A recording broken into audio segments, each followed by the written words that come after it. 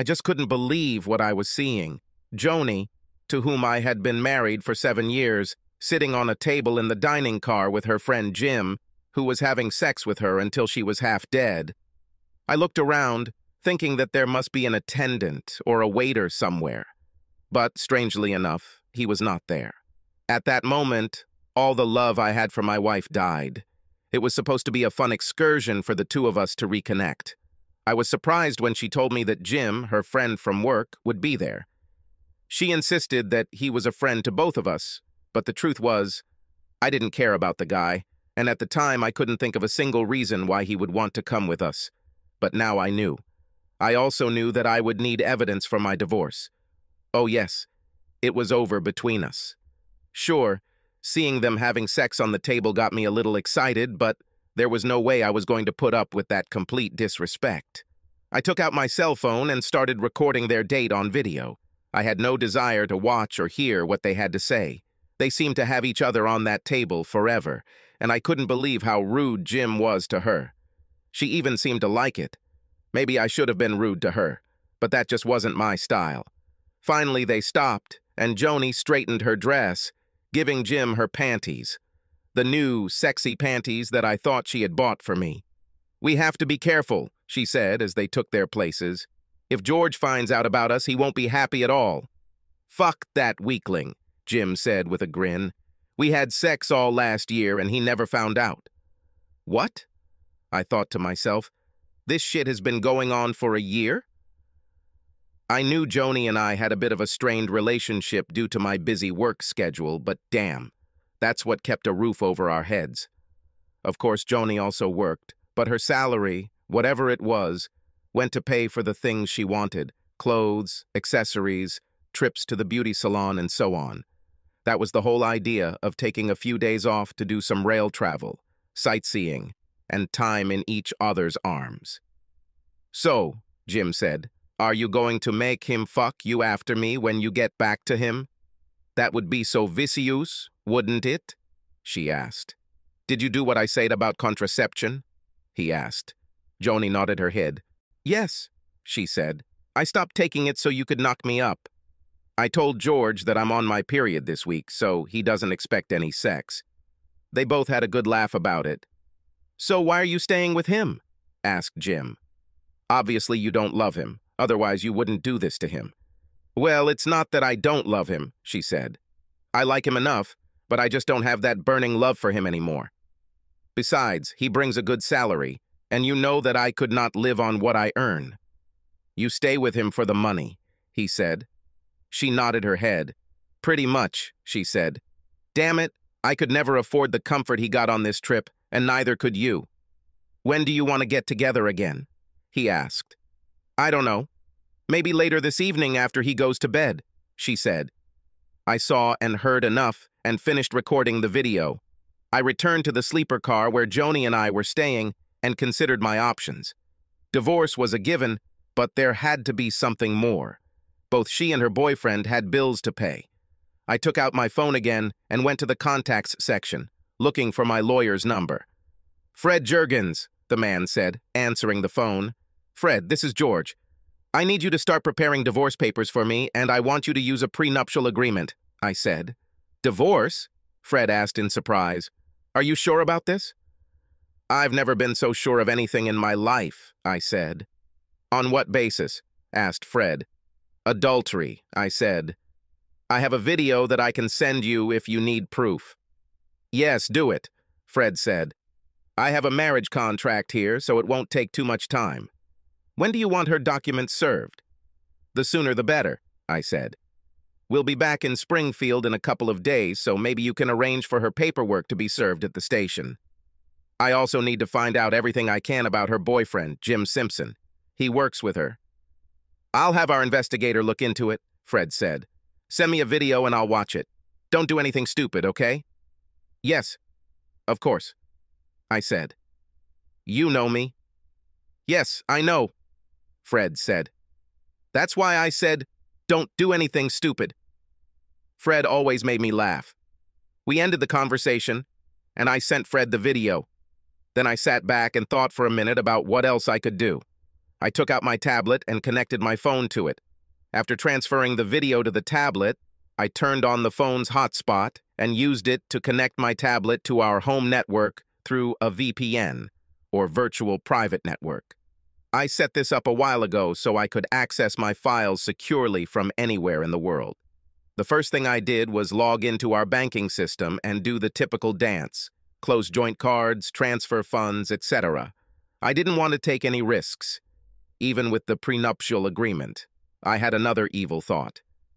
Joni enjoyed using her home computer for her personal email. Luckily, she didn't know much about things like security, so I was able to log into her email account with a couple of clicks. I copied the video first to my tablet, then to my home computer. Opening her email client, I wrote an email trying to sound like her. I used a corny theme that sounded like hers. Check out my fun train ride. In the body, I wrote, "Look what I do while my clueless hubby sleeps." I then attached the video to an email and sent it to everyone on her contact list. That's right. Friends, family, her work colleagues, everyone who can. I looked at it for a minute, then hit send. To hell with all this, I thought to myself. I opened the door to our compartment just in time to see one of the conductors.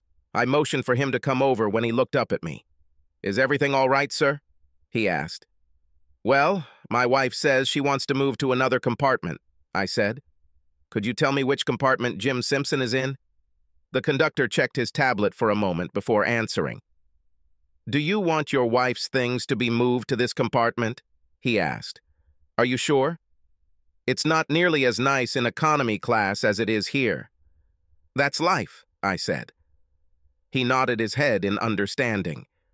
"I see," he said. "Of course, I will help you pack her things."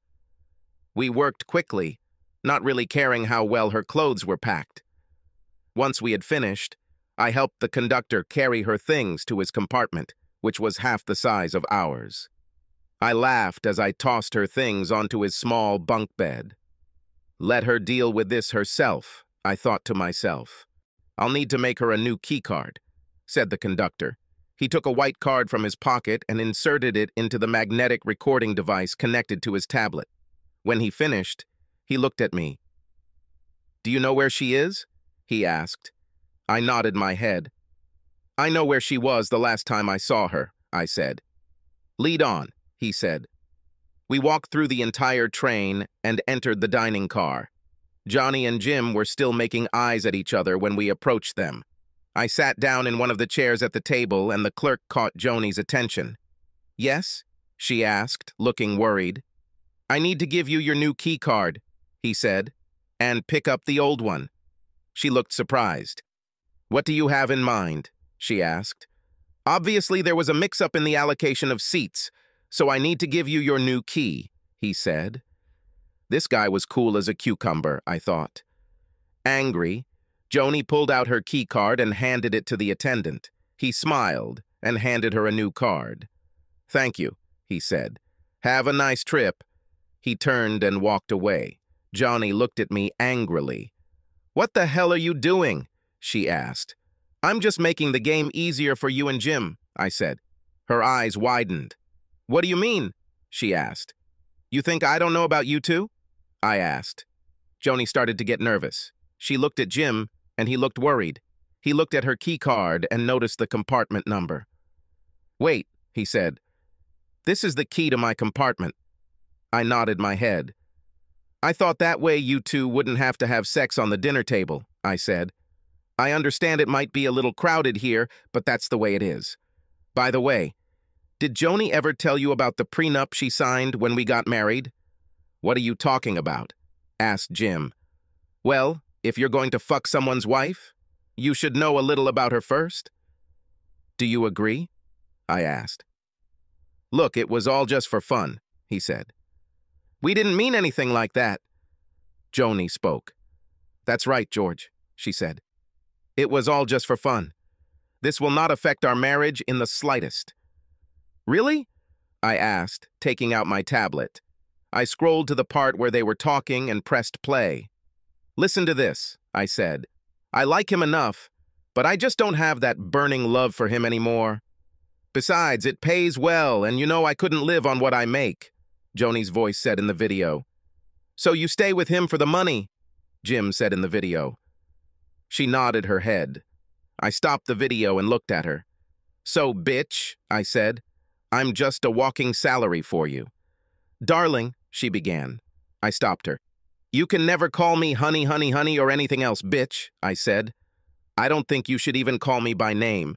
I think you should call me Mr. Duvalier, and since you don't consider yourself my wife, I'll take this, I added, taking off her wedding ring. And I'll take this, I added, grabbing her purse and taking the house key out of the large key ring she kept there. I took off my wedding ring and placed it in front of Jim. You can take this. I don't need this anymore. I turned to Jim. The prenuptial agreement she signed, Jim, states that in the event of adultery, the guilty party, in this case Joni, gets absolutely nothing. I will leave her her clothes and jewelry. But that's all. I don't think she can keep paying for her car. Luckily, I put the paperwork in her name so it will take a hit to her credit rating. You fucking bastard, he said, starting to stand up.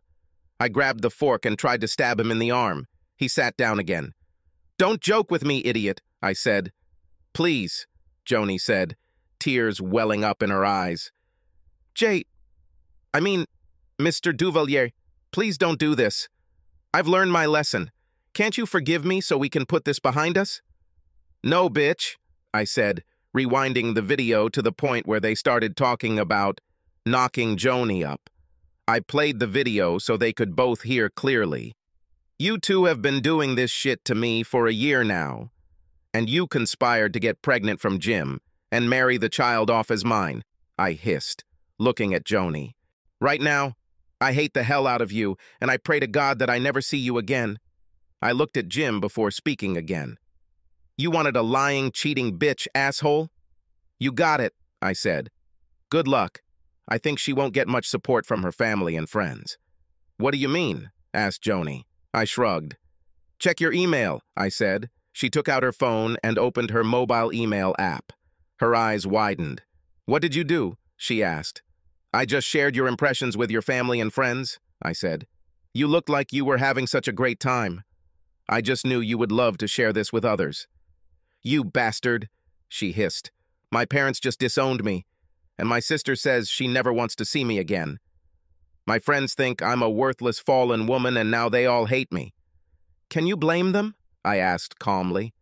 I gave you the 7 best years of my life. All this time I loved only you and never even thought about another woman. I worked my ass off for you. I bought that big house that you simply had to have. Bought you that new BMW. I never complained when you spent all your money on yourself. And I never complained when you went off, supposedly, with the girls. And what did I get in return? You're tearing my heart out. You're cheating on me and ruining our marriage, so I don't blame them one bit. Please, just give me one more chance, she begged. I shook my head. No, I said. You could have ended this at any time, but you chose not to. So this is the end of the road. You have chosen your bed, and now you will sleep in it. I hope it was all worth it for you. I think they'll give you the papers when we get to Springfield. Just sign the papers and we'll be done with it. Then you and Jim can fuck each other to death. I don't care. Mr. Duvalier, she said, is there anything I can do to make it up to you? I'll do anything. I stood up and thought for a moment before answering. Yes, I said. There is one thing. Actually, 2 things. Her eyes lit up in anticipation. Eat shit and die. She fainted in tears when I turned and walked away. I fought back my tears as I returned to my compartment. After I closed and locked the door, my phone rang. These were her parents. Apparently they saw the video I sent them. George, what the hell is going on? Asked Cliff, Joni's father. Hi, Cliff, I said. I caught your daughter having sex with another man. I made a video and sent it to you. I am filing divorce papers based on a prenuptial agreement. I think she'll be served when the train gets to Springfield. I wanted you to know why I'm divorcing her. Is there any way to ignore this? He asked. I mean, divorce is so radical. No, Cliff, I said. If you listen to what your daughter and her lover said, you will understand that I cannot come to terms with her betrayal. I'm just a salary to her, that's all. She even wanted me to raise a child with another man. This stupid girl, he said. I heard you renounced her, I said. No, he said. I asked her to give me at least one good reason not to renounce her. I am still waiting. Well, whatever it is, I'm glad you made us sign this prenuptial agreement, I said. It probably didn't happen the way you imagined, but you did me a great favor. I'm sorry, George, he said. You're right, and since then I've loved you like the son I never had. I think highly of you too, I said. Is there anything we can do? He asked. Actually, yes, I said. Do you still have that spare house key I gave you? Yes, we have it, he said. Could you call a truck and pick up her things from the house? I asked. I won't be in town for another couple of days and I don't want her in the house. I'll reimburse you for the cost of the truck. Of course we can do it, he said. What about her car? You can take that too, but I'm not sure how long she'll be able to use it, I said. Maybe you can teach her how to budget, or maybe she can trade it for something she can afford. Okay, he said. Look, George, I'm really sorry about all this. It's not your fault, I said.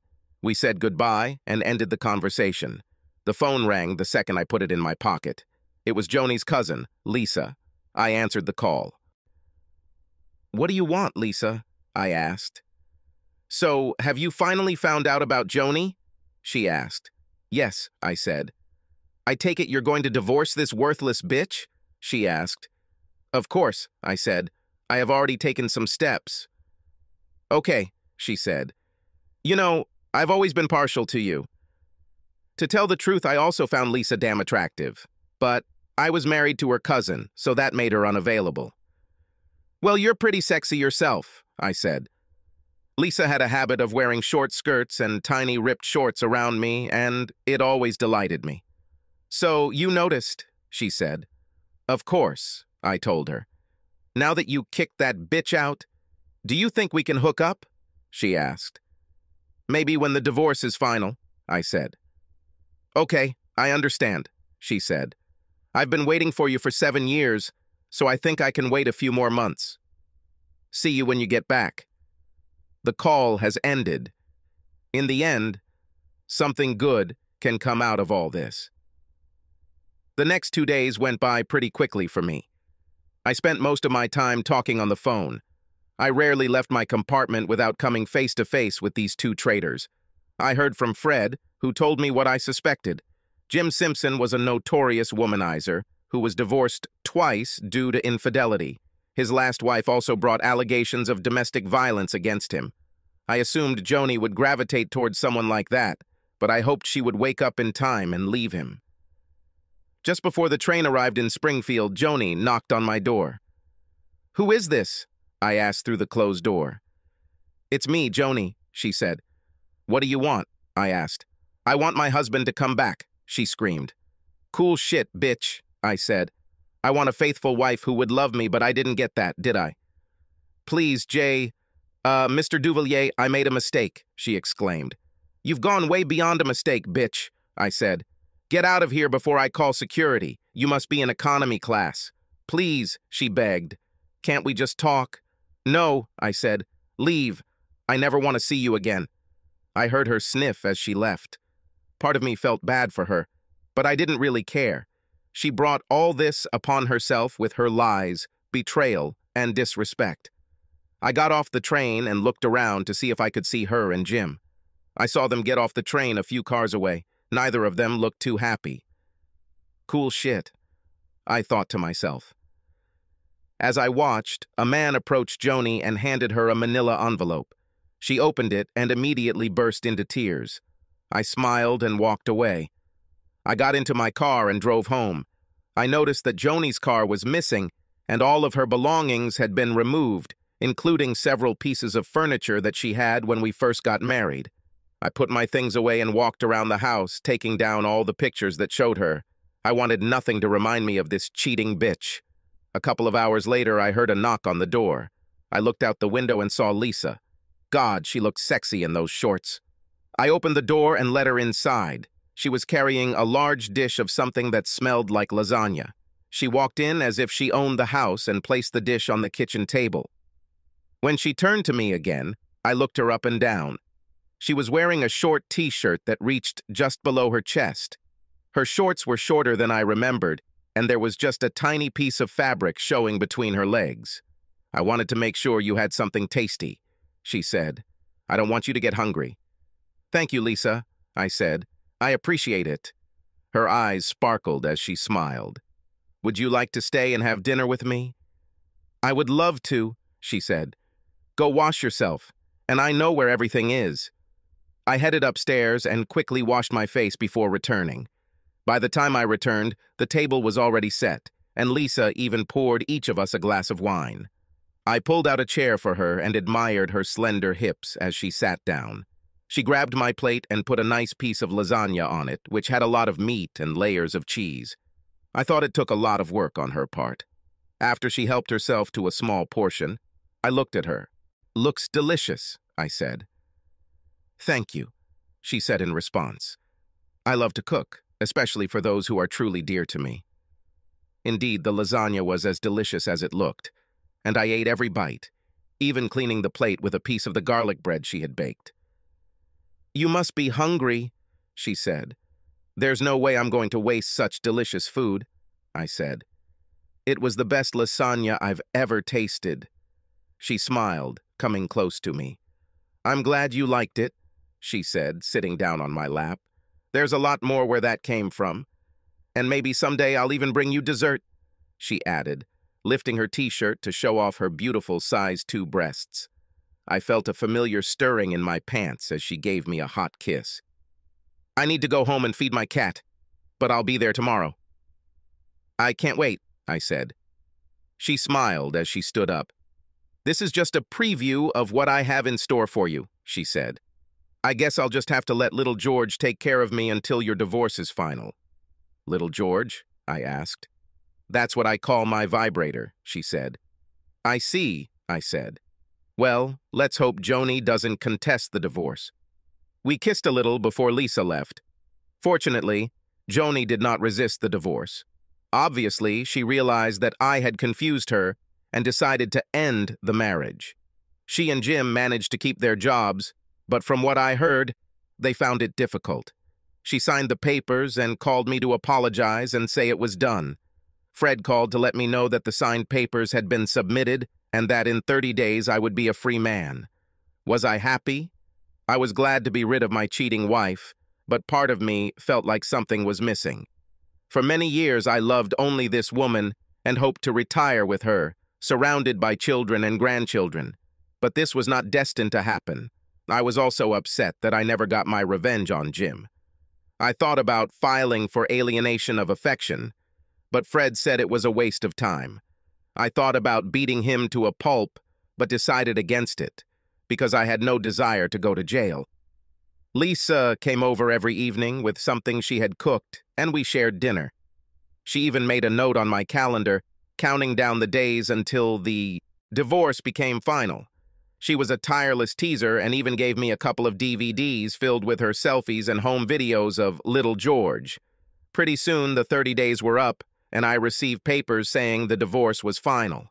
I was surprised that I didn't hear anything from Joni because I figured she should have called or done something stupid by now, but she didn't.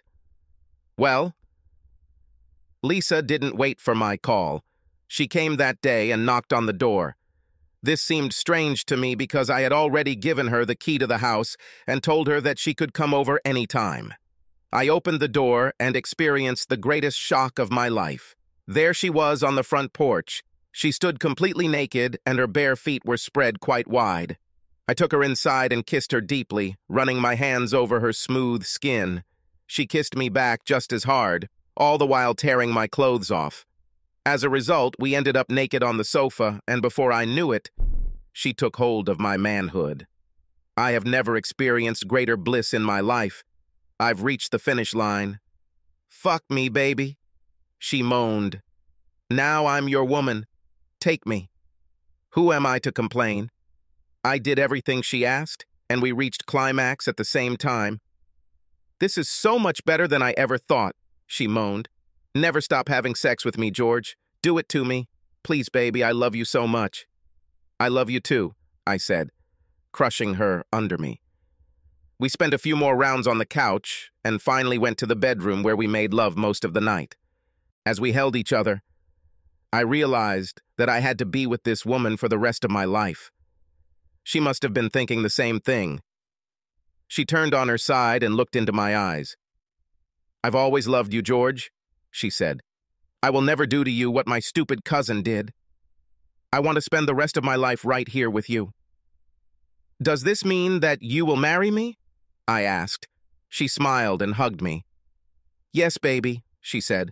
I will marry you and make you the happiest person on earth. We kissed and made love some more before falling asleep in each other's arms. A few days later, Joni's father called me. Lisa and I had just finished making love and were leaning back on the bed, watching a movie while sharing a bowl of popcorn. George, Joni is in the hospital, he said.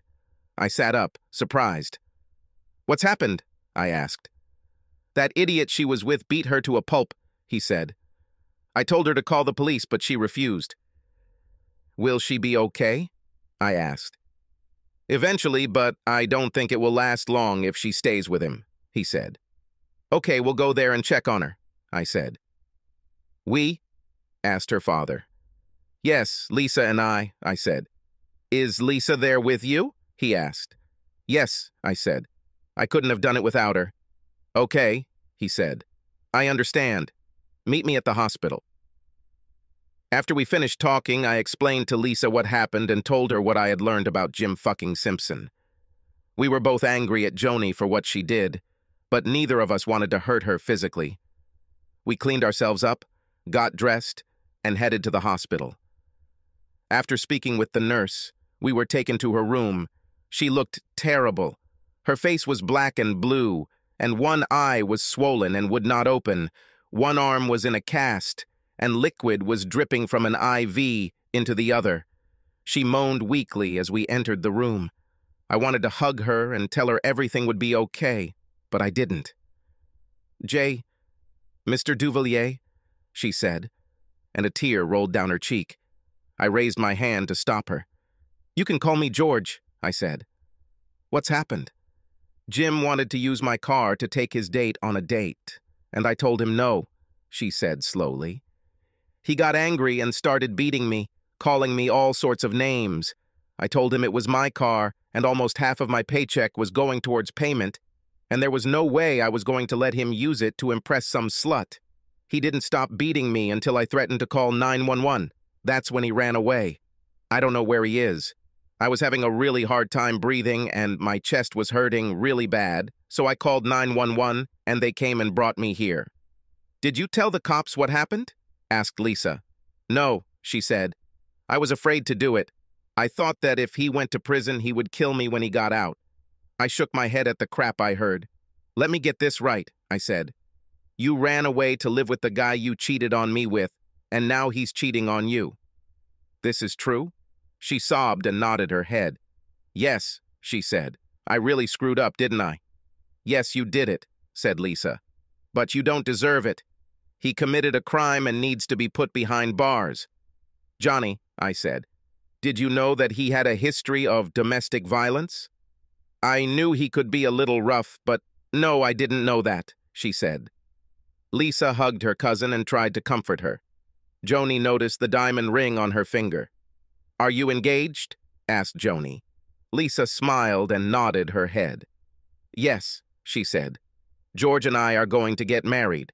Joni began to sob, and her tears soaked Lisa's t-shirt. But you're still my cousin, and I still love you, even though I think you're a stupid bitch for what you did to George. Just then, Joni's parents entered the room. They were furious when Lisa and I told them what happened. Okay, Cliff said to Joni, we'll stay here with you and move you back to the house when you're discharged. You will stay with us until you can get back on your feet. He looked at me and motioned for me to go out into the corridor. What do you know about this guy, Simpson? He asked. I told him what I learned from Fred, and he nodded his head, making mental notes. And you say he works with Joni? Yes, I said. He nodded his head again. Okay, I'll take care of Simpson, he said. I'm not going to discuss this with you. You don't need to know the details. Trust me. What's going on with you and Lisa? Well, she helped me get through my divorce, and now we're engaged, I said. He smiled and nodded his head. I'm not surprised, he said. She was always partial to you. Congratulations. At least you'll still be part of the family. Thank you, I said. Is there anything I can do to help with Simpson? He shook his head. No, he said. I'll take care of everything. Besides, you're getting married soon, and the last thing Lisa needs is for her new husband to be in jail. The less you know, the better. Cliff was walking down the hallway, talking to someone on his cell phone. I headed back to Joni's room. Joni's mother looked at us. I'll stay with her overnight, she said. Cliff will make sure to take her things from this man's apartment. Thank you for stopping by. You're welcome, I said, hugging her. Joni looked at me with tears in her eyes. I'm so sorry, she said. For all. Can you forgive me? I thought for a moment before speaking. I think so, I said, aware that the other two women were looking at me. In the end, we will still be a family. Thank you, she said. I walked over and hugged her goodbye. Get well, I said, lightly kissing her forehead. Take good care of him, Joni told Lisa. Please. Lisa smiled and nodded her head. I'm going to do it, she said. We left the hospital and headed home. I had no idea what Cliff meant about Jim, but I had heard stories about his time in the military. I also knew that he had friends in high and low circles, so I followed the local news, even looked at the obituaries. I didn't see anything there, but a week later, there was a small article in the local newspaper about a man being attacked and severely beaten outside a local bar. According to the story, a man named Jim Simpson was confronted by a group of men who ended up breaking 3 of his ribs, his jaw, his kneecap, and his arm. The story also said something to the effect that his manhood, below the waist, was seriously damaged. I couldn't help but laugh at this. Cliff took Joni's things from the apartment and moved her back to his house. Her parents hated what she did to me, but she was still their daughter, and they still loved her. Lisa and I got married a couple of months later. Because her parents had died in a car accident several years ago, Cliff walked her down the aisle and shook my hand. Joni came with her parents and cried when the preacher declared us man and wife. We had a great honeymoon in Las Vegas. When we returned, we moved her things into the house. She decided that since I made more than enough for the two of us, she would quit her job. Now I have a new job, she told me. What is this? I asked. To make you happy, she said with a sly smile. And she did it. And then, one day, a few months later, she attacked me with words that every husband fears. We need to talk, she said, after I came home from work. Is there something wrong? I asked, afraid of her answer. Well, she said, we will need to redo one of the bedrooms. Why? I asked. She smiled. Because, she said, you are going to become a dad. I jumped for joy and hugged her, covering her face with kisses. Are you happy? She asked. I am the happiest man in the world, I said. Then take me upstairs and show me how happy you are, big guy, she said. I did it again and again. Yes, I thought.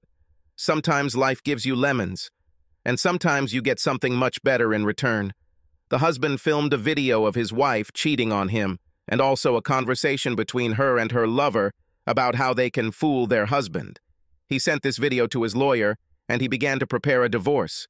Their prenuptial agreement stated that the cheating party received nothing. Her parents, sister, friends, and colleagues at work also received the video. Not a single person took her side. They got divorced. He began dating his ex-wife, and they soon got married. The ex-wife's lover beat her badly. Her father raised his connections, and a week later a message came that he had been severely beaten. 4-5. Cruel treason with insidious plans turned against the culprits.